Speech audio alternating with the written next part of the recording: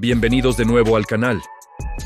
Hoy nos sumergimos en la evidencia dura, en los artefactos que nos cuentan una historia mucho más concreta. Prepárense para un viaje a través del tiempo, porque vamos a desenterrar los 5 registros matemáticos más antiguos que la humanidad ha descubierto. Estos no son poemas ni leyendas, son la prueba tangible de cómo nuestros ancestros empezaron a darle sentido numérico al mundo. Comenzamos nuestro viaje en la cuna de la civilización, Mesopotamia, hace más de 5.000 años. Entre el 3300 y el 3000 a.C., los sumerios nos dejaron un tesoro invaluable: las tablillas cuneiformes.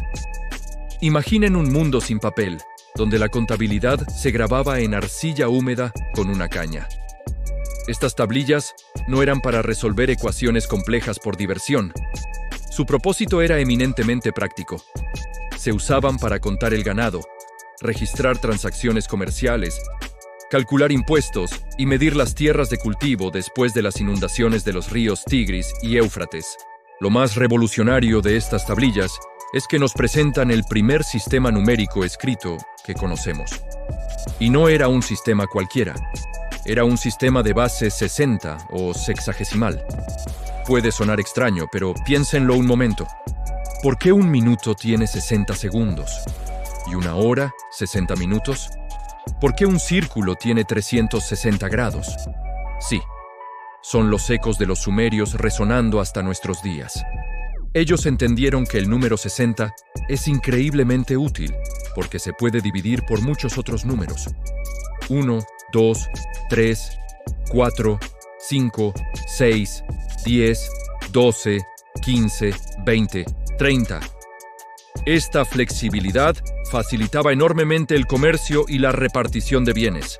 Así que, la próxima vez que miren su reloj, recuerden que están usando una herencia matemática de 5.000 años de antigüedad, grabada por primera vez en tablillas de arcilla. Ahora, avancemos unos 1.200 años en el tiempo, pero sin salir de Mesopotamia. Alrededor del 1800 a.C., en Babilonia, alguien talló una pequeña tablilla de arcilla que se convertiría en uno de los objetos matemáticos más famosos y debatidos del mundo. La tablilla Plimpton 322. A primera vista, podría parecer solo una lista de números en escritura cuneiforme. Pero cuando los matemáticos modernos la descifraron, se quedaron boquiabiertos. La tablilla contiene columnas de números que forman lo que hoy conocemos como ternas pitagóricas, es decir, conjuntos de 3 números enteros que cumplen la relación del teorema de Pitágoras, ese que dice que el cuadrado de la hipotenusa es igual a la suma de los cuadrados de los catetos. Lo asombroso es que esta tablilla fue escrita más de 1000 años antes de que naciera Pitágoras. Esto no significa que los babilonios tuvieran una prueba formal del teorema como la entendemos hoy, pero demuestra sin lugar a dudas que tenían un conocimiento trigonométrico y geométrico increíblemente avanzado. No eran solo listas de números al azar. Estaban organizadas de una manera sistemática, mostrando relaciones sofisticadas entre ellos. La Plimpton 322 es una ventana a la mente de matemáticos antiguos que, sin la notación algebraica moderna, exploraban las propiedades de los números y las formas de una manera que solo hemos empezado a apreciar recientemente. Es una prueba contundente de que la matemática teórica, la que busca patrones por el simple placer de entender, tiene raíces mucho más profundas de lo que solíamos pensar. Dejamos Mesopotamia y nos trasladamos a otro gran imperio de la antigüedad, Egipto. Alrededor del año 1650 a.C., un escriba llamado Ahmes copió un texto matemático más antiguo en un rollo de papiro de más de 5 metros de largo. Hoy lo conocemos como el papiro de Rind o papiro de Ahmes. Este documento es como un libro de texto de la época, y su subtítulo lo dice todo: Instrucciones para alcanzar el conocimiento de todas las cosas oscuras y todos los secretos. A diferencia de la naturaleza más teórica de la Plimpton 322, el papiro de Rind es un manual de matemática aplicada de principio a fin. contiene 84 problemas prácticos que un administrador del antiguo Egipto necesitaría resolver en su día a día. ¿Cómo dividir panes entre trabajadores de forma equitativa? ¿Cómo calcular el área de un campo circular? ¿Cómo determinar el volumen de un granero cilíndrico para saber cuánto grano puede almacenar? El papiro nos muestra cómo los egipcios manejaban las fracciones, un concepto que a muchos estudiantes de hoy todavía les cuesta. Tenían un sistema peculiar, basado principalmente en fracciones unitarias, es decir, con un 1 en el numerador. También desarrollaron fórmulas para calcular áreas de triángulos, rectángulos y círculos, e incluso volúmenes de prismas y pirámides. Aunque su aproximación del número pi era un poco menos precisa que la de los babilonios, su enfoque era increíblemente pragmático y efectivo para las necesidades de su sociedad. El papiro de Rind nos enseña que las matemáticas egipcias estaban firmemente ancladas en la resolución de problemas del mundo real. Ahora, vamos a dar un salto gigantesco hacia atrás en el tiempo, un salto que nos lleva mucho antes de las civilizaciones, las ciudades y la escritura. Viajamos a la región de Ishango, en la actual República Democrática del Congo, hace unos 20.000 años. Allí, en la orilla del lago Eduardo, se descubrió un pequeño hueso de babuino que ha cambiado nuestra comprensión sobre los albores del pensamiento matemático. Es el hueso de Ishango. Este objeto, de apenas 10 centímetros de largo, tiene una serie de muescas talladas intencionadamente en 3 columnas. Durante mucho tiempo, se pensó que era una simple vara de conteo. Pero, al analizarlo más de cerca, los investigadores notaron patrones fascinantes.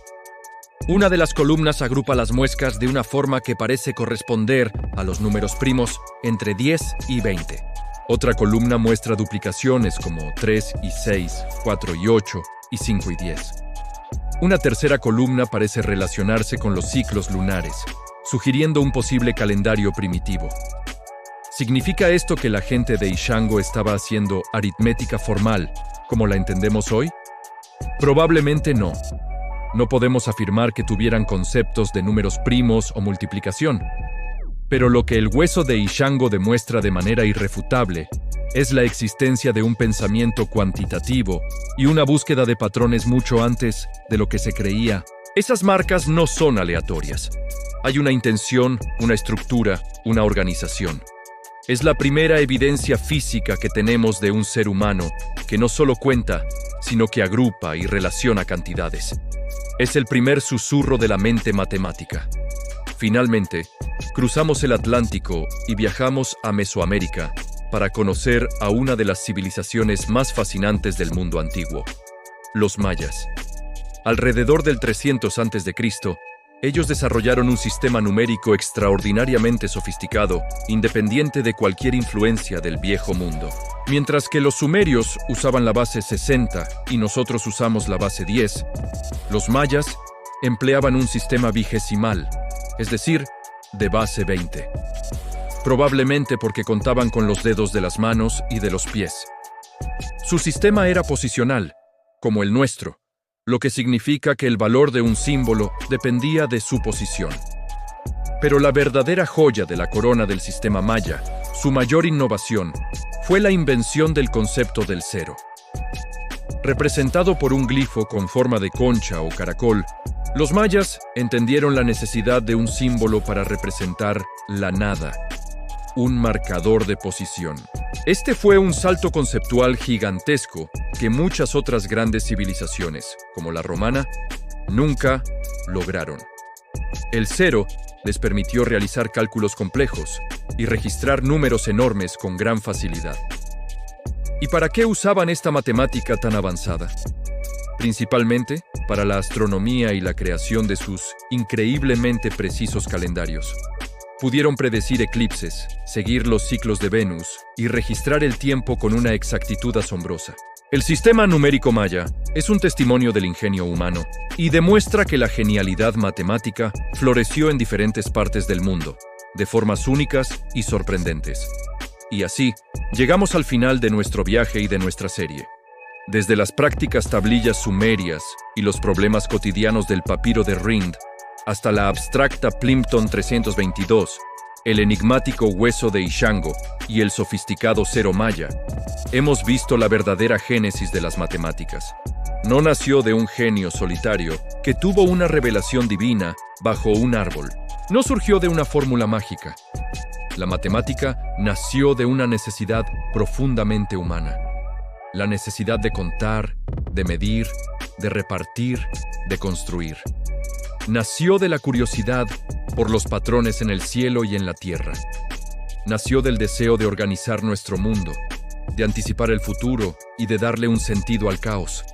Los mitos son atractivos, nos dan historias simples y héroes claros. Pero la realidad, grabada en hueso y arcilla, nos cuenta una historia mucho más rica y universal. Es la historia de cómo, a través de milenios y en todos los rincones del planeta, la mente humana aprendió a hablar el lenguaje del universo, el lenguaje de los números. Muchas gracias por acompañarme en esta serie. Espero que hayan disfrutado este recorrido por la historia.